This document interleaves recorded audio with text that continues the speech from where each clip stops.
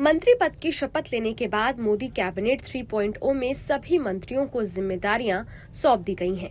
शपथ लेने वाले 71 मंत्रियों को उनका मंत्रालय भी दे दिया गया है, जिसमें से ज्यादातर अहम मंत्रालय जैसे गृह, रक्षा, वित्त और विदेश बीजेपी ने अपने पास ही रखे हैं। इन मंत्रालयों में पहले से जो मंत्री थे उन्हें ही रिपीट किया गया है।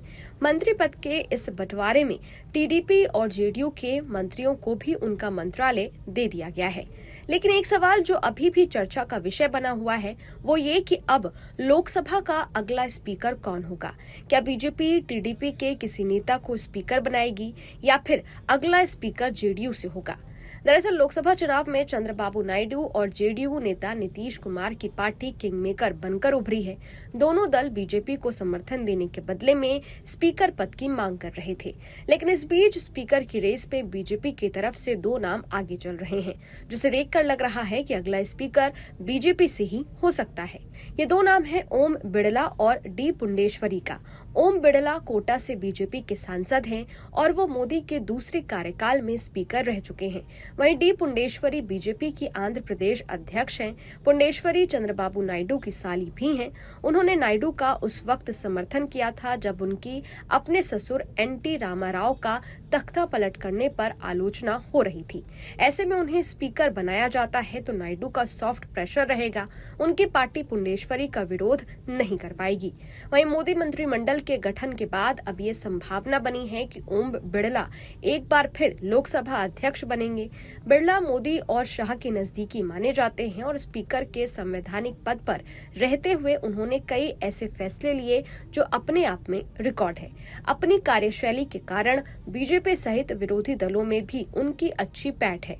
बीजेपी इस बार पूर्ण बहुमत में नहीं है, इसलिए मोदी शाह भी अपने विश्वास पात्र को ही लोकसभा अध्यक्ष बनाना चाहेंगे। इस चॉइस में भी बिड़ला खड़े उतरते हैं। हालांकि बीजेपी का पूर्ण बहुमत में न आना ही उनके अध्यक्ष बनने में रोड़ा भी साबित हो सकता है, क्योंकि सहयोगी दल स्पीकर पद की मांग कर रहे हैं। आपको बता दें कि मोदी 3.0 सरकार में लोकसभा स्पीकर पद की काफी ज्यादा डिमांड है, क्योंकि स्पीकर हाउस का कस्टोडियन होता है।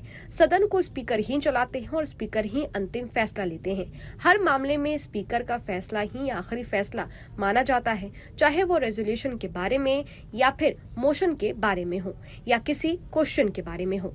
उनके फैसले को चुनौती भी नहीं दी जा सकती है, क्योंकि संसद चलाने की प्रक्रिया में स्पीकर का फैसला अंतिम होता है। इसलिए जेडीयू और टीडीपी स्पीकर पद पर अपनी नजरें टिकाए हुए हैं।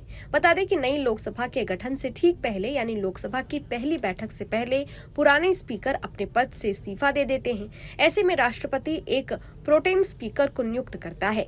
प्रोटेम स्पीकर की देखरेख में ही नए स्पीकर का चुनाव होता है।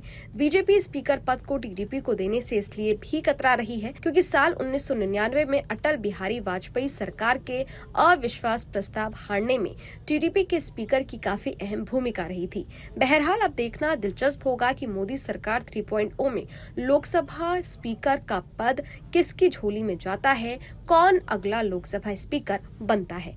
खैर, ये वीडियो आपको कैसा लगा, इस वीडियो पर आपकी क्या राय है, कमेंट बॉक्स में जरूर बताइएगा। देश और दुनिया के तमाम खबरों के लिए देखते रहिए न्यूज नेशन डिजिटल। शुक्रिया।